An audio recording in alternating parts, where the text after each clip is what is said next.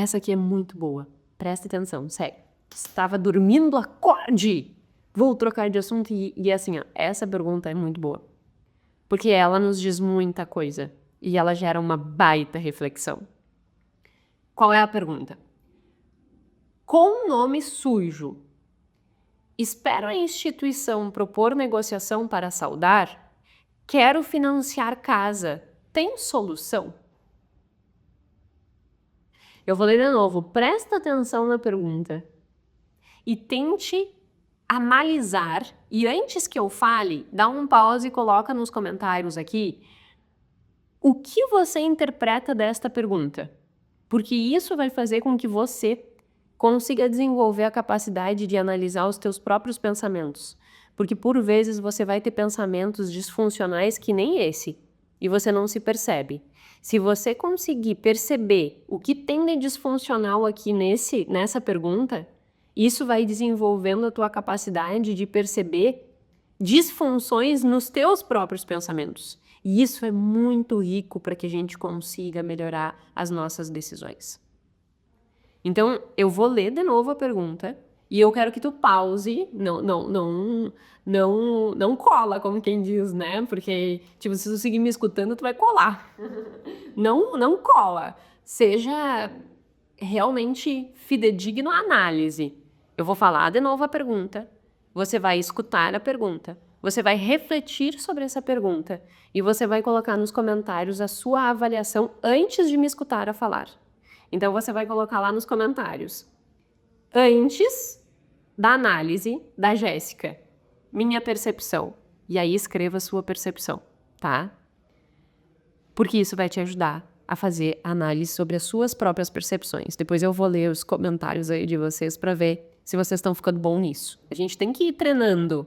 Lembra, né? Boa tomada de decisão passa pelo pressuposto da ação.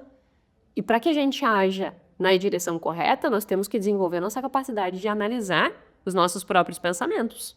E analisar uma pergunta dessas é ir treinando a nossa capacidade de analisar pensamento. Então, leve a sério essa atividade, porque ela é séria e ela vai te ajudar. Então tá, vamos lá. Presta atenção, se tu quiser ir anotar essa... O Samir vai colocar aqui a pergunta e aí fica mais fácil. Com nome sujo, espero instituição propor negociação para saldar? Quero financiar casa. Tem solução? Escutando essa pergunta, o que você pensa sobre ela? Qual a sua análise? Depois de 110 podcasts, você tem que fazer alguma análise disso aqui. Não me decepciona. Dá um pause aí e faz a tua análise, que eu já vou falar sobre a minha perspectiva em relação a essa pergunta. Tipo, quase vou colocar um temporizador aqui. Dá um pause que vai dar certo. Espero que você tenha dado realmente este pause. E agora eu vou fazer a minha análise. Olha que interessante. A pergunta dele nos gera um insight muito legal. Que insight é esse? A pessoa diz assim, ela tá com o nome sujo. E ela fala, eu espero a instituição propor negociação, quero fazer um financiamento da casa. Presta atenção nisso. A pessoa, ela não está preocupada com o fato de que ela tem um nome sujo. Ela não está preocupada com isso. Qual é a preocupação dela? Eu estou com o nome sujo e por isso que eu não consigo financiar a minha casa. É porque eu quero financiar a minha casa que eu preciso limpar o meu nome. Eu espero uma proposta de negociação ou eu saldo essa dívida?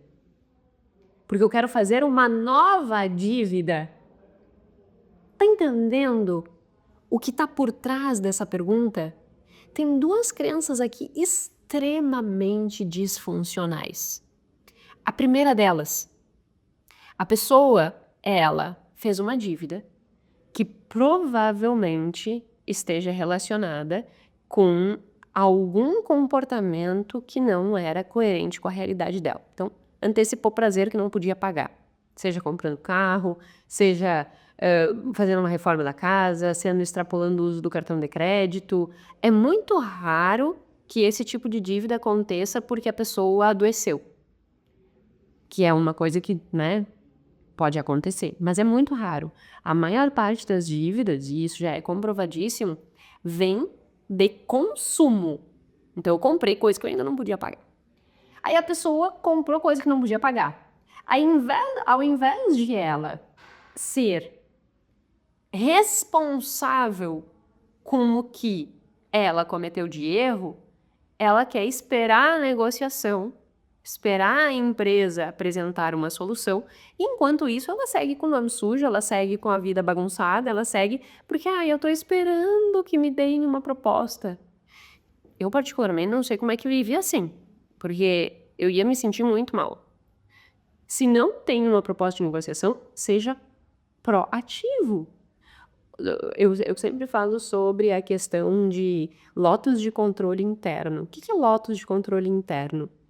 É eu ser autorresponsável em relação às minhas escolhas e os resultados das minhas escolhas. Se você tomar uma decisão ruim e agora você está tendo discernimento de que essa decisão é ruim, está na hora de você buscar uma boa decisão. E essa boa decisão parte de você ter a iniciativa de buscar uma solução. Não fique esperando que a instituição vai te oferecer uma proposta milagrosa. Haja, busca resolver. E isso não é só para dívida, mas é para tudo na vida. Não seja passivo esperando que as coisas aconteçam. Ai, olha, trouxe uma proposta maravilhosa para você. Não vai cair do céu. Para resolver as coisas na tua vida, tu precisa te envolver. Teve uma vez que a gente perdeu o carro afogado, né? Acho que eu já contei isso aqui. A gente mora aqui em Floripa e quando acontece de muita chuva e tal, acontecem inundações. E essas inundações acabam, por vezes, enchendo garagens. E nessa inundação, isso aconteceu em 2017, inundou a garagem do prédio em que nós morávamos e nós perdemos o nosso carro afogado. Só que esse carro tinha um rolo. Nós compramos de uma amiga do meu pai e quando fomos passar para o nosso nome, ela tinha penhorado o carro numa dívida de IPTU dela. E eu, como não sou uma pessoa de deixar, ai, tudo bem, deixa quieto, digo nada disso. Eu comprei o carro, eu quero o carro no meu nome. Então, aí ela, eu vou deixar com a minha advogada. Se eu esperasse pela advogada dela, eu ia levar não sei quanto tempo para resolver o problema. O que eu fiz? Ela entrou com um processo, a advogada dela entrou com um processo para tirar o carro do penhor do IPTU e colocar outro bem no IPTU. E isso leva um trâmite, né? Porque tem que ir vara por vara para que consiga trocar um bem. O que eu fiz? Peguei o número do processo e comecei. Onde é que está o processo? Na 10ª vara de Porto Alegre, era no caso. Qual é o número da 10ª vara de Porto Alegre? Eu ia lá na internet, catava o número da vara, ligava. Oi, tudo bom? Seguinte. A situação é o seguinte. Meu carro morreu afogado. E é um carro que eu tinha comprado. E ele está empenhorado para essa dívida. E eu preciso que ele seja substituído, o penhor seja trocado, porque senão a seguradora não vai me pagar o valor do seguro e eu tô sem carro, meu carro é afogado, e eu preciso liberar o nome desse carro. Nossa, que situação. Peraí, vou passar teu processo para frente. Passava meu processo para frente. Analisava e ia para a próxima etapa. Chegava na próxima etapa, eu acompanhando o processo lá na internet, né? Olhava, a próxima etapa tá na, 16ª vara. Ia lá eu, procurava o número da 16ª vara, pegava o telefone. Oi, tudo bem? Seguinte. Meu carro morreu afogado e ele tá empenhorado. E aconteceu isso, isso e isso. E eu preciso que seja trocado esse penhor. Pode me ajudar? Nossa, que situação, claro, eu vou passar teu processo para frente. E passava. Enfim, eu resolvi o negócio em 1 mês, coisa que facilmente no trâmite de um processo normal levaria 1 ano. Que eu resolvi em 1 mês. Por quê? Porque eu tive a iniciativa de buscar resolver o problema. Eu não fiquei esperando que, ai, tem que esperar acabar o processo. Não, o que eu posso fazer? Eu tenho que ser ativa na resolução deste problema. Entenda tudo aquilo que você quer resolver na sua vida, você vai precisar se envolver. Se você não colocar esforço para a resolução daquilo, você não vai resolver. Se você não colocar esforço para resolver a tua dívida, não é esperar a instituição te propor um negócio miraculoso que vai resolver a tua vida. Então, esse é um primeiro ponto dessa pergunta.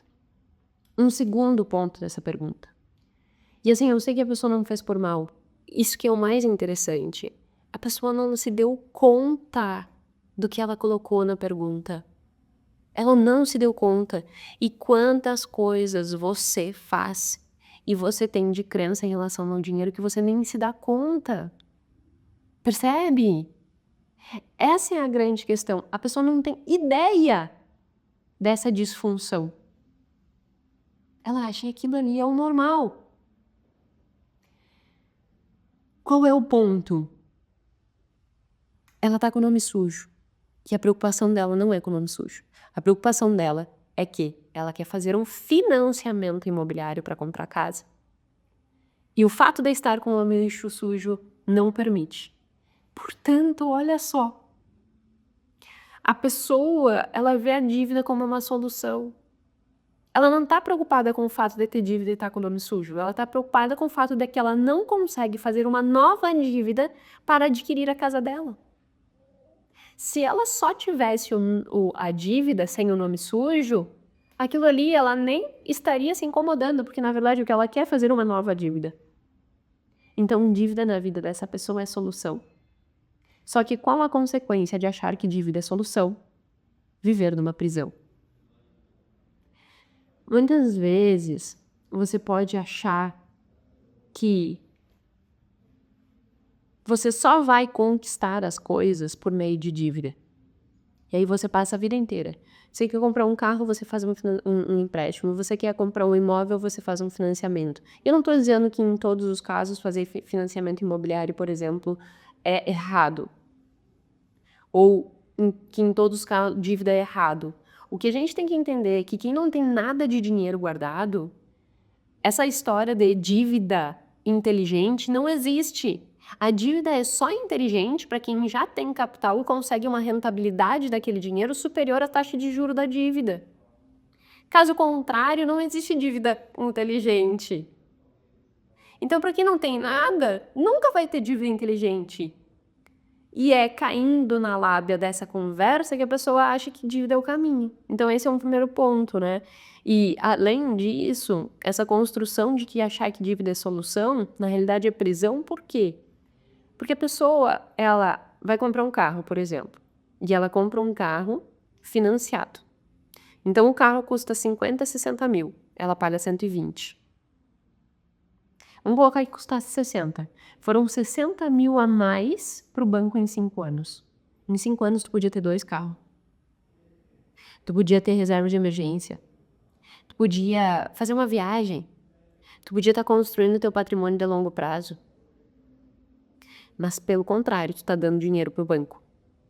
Então, sempre que tu tenta antecipar um prazer que você ainda não tem condições de pagar, tu está automaticamente se privando de viver e de desfrutar desse dinheiro logo ali na frente. Portanto, fazer com que a sua vida seja pautada em dívida, ao invés de fazer com que tu tenha acesso às coisas, te afasta dessas coisas. Essa pessoa, ela precisa mudar essa percepção sobre dívida ser a solução, porque senão nunca a vida dela vai mudar. A preocupação dela de, eu quero que o meu nome saia para que eu faça a nova dívida. Ela vai fazer a nova dívida do apartamento, aí depois ela vai querer reformar o apartamento, ela vai fazer uma nova dívida. Aí depois ela vai querer comprar um carro, ela vai fazer uma nova dívida. Ela vai querer comprar roupa, ela vai usar o cartão de crédito e vai passar o limite do cartão de crédito. Então a questão dela aqui não é simplesmente o fato de que eu preciso tirar o meu nome sujo. A questão principal aqui eu preciso ter um olhar diferente sobre o valor que eu atribuo a dívidas. Porque eu estou achando que dívida é a solução na minha vida. E ao fazer isso, eu estou tornando a minha vida um caos e me colocando numa grande prisão. Porque aí é aquele ciclo vicioso que não para nunca mais e a vida vira um caos. Isso aqui deixa explícito o que eu falo para muitas pessoas. As pessoas dizem, Jéssica, eu quero resolver minha dívida. Teu problema não é a tua dívida hoje. Teu problema é o teu comportamento a vida toda. A forma com que tu olha para o dinheiro e te relaciona com o dinheiro. Porque se tu simplesmente pagar a tua dívida sem tu resolver isso, no caso, essa crença de que dívida é a solução, não adianta pagar essa dívida, porque várias outras vão surgir e a vida vai seguir um caos. E aí são aquelas pessoas que vivem aqueles altos e baixos, né? Paro conta, tô em dívida, resolvo as dívidas. Aí, tô bem. Aí faço nova dívida e tô lá embaixo. Aí resolvo, aí tô lá em cima. Por quê? Porque o comportamento não foi resolvido. A pessoa não resolveu o problema. Ela só tomou remédio para sintoma. E aí ela vai seguir com o problema. Então, assim, a análise, e aí depois eu vou ver se vocês fizeram uma boa análise, a análise dessa questão parte de 2 princípios. O primeiro é o fato dela querer esperar a instituição trazer uma proposta, ao invés dela ser proativa na resolução. E se ela for assim, em vários aspectos da vida dela, ela vai acabar estagnada, ela não vai ir para frente. Então, não ter essa postura de resolução. E segundo, o fato de que ela acha que dívida é a solução das coisas. Esses 2 fatos podem fazer com que essa pessoa, se não olhar para isso de uma forma coerente, de uma forma bem... Assim, vai doer olhar para isso. Vai doer olhar para isso. Mas se ela não encarar essa dor, se ela não olhar para isso e dizer assim, putz, real, muito real, preciso mudar.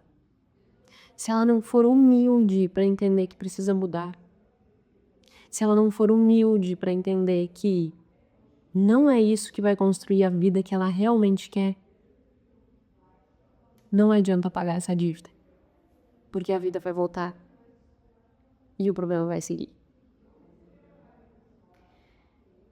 E aí agora eu quero que você volte ao seu comentário. Não edita. Responde embaixo, para ver se você acertou ou não. Faz assim, faz a tua autoanálise. E a partir disso, pense. Será que você não está tendo alguns tipos de crenças como essas, completamente disfuncionais e distorcidas, e que podem estar alimentando uma relação ruim com o dinheiro e uma vida com uma qualidade muito inferior àquela que você verdadeiramente gostaria de ter? Pensa nisso. Eu acho que assim, essa pergunta veio muito a calhar para que nós tivéssemos a oportunidade de fazer várias análises e perceber que muitas vezes uma única frase que nós falamos e reforçamos, por trás dela pode ter muita coisa. E eu não entrei aqui em méritos, eu não sei quem é a pessoa, enfim, não tenho mais informações, mas nós poderíamos ir mais a fundo daí a partir disso, né? Buscar entender por que eu penso assim? Qual é a raiz dessa crença? O que eu aprendi, quais foram as experiências que eu tive da minha vida que constituíram esta percepção de mundo? E o que eu preciso de inputs, de novas informações, de novas, que façam com que eu vá mudando isso, porque eu percebi que isso não leva e não constrói a vida que eu desejo. Então é para ver que você precisa estar atento sobre a forma com que você vê o mundo. Porque uma única frase dessas, uma única pergunta dessas pode dizer muito sobre o teu comportamento. E isso pode desencadear uma reflexão enorme para que a gente comece a fazer a mudança. Porque como diz o Kahneman, né? O que nós vemos é tudo o que há. Se a pessoa escreve uma coisa dessas e não se dá conta dos erros que estão por trás disso, não tem como mudar. Então, se você não parar e não se der conta dos erros que estão por trás da forma com que você pensa, olha o mundo e se relaciona com o dinheiro, não tem como mudar. Por isso que eu achei tão interessante trazer essa dúvida, porque realmente nos gera reflexões para a vida, não só em relação ao dinheiro, mas sobre o fato de que muitas vezes nós mesmos temos aspectos a considerar em relação à forma com que nós pensamos, que está no piloto automático e nós nem nos demos conta. E é dando esse primeiro start que pode fazer tu parar e pensar assim, putz, caiu uma baita ficha aqui. Vou ter que trabalhar nisso. Vou ter que ser proativo na resolução disso. Vou precisar me envolver nisso. E vou me comprometer em fazer isso para 2025. Nós estamos chegando no final do ano. Tá na hora de nós pensarmos o que nós queremos pro ano seguinte. Vou fazer um próximo episódio sobre planejamento, né? Sempre faço todo ano. E acho que é importante essas reflexões para que a gente possa olhar e realmente pensar o que nós queremos para nossa vida e as mudanças que nós precisamos implementar. Certo?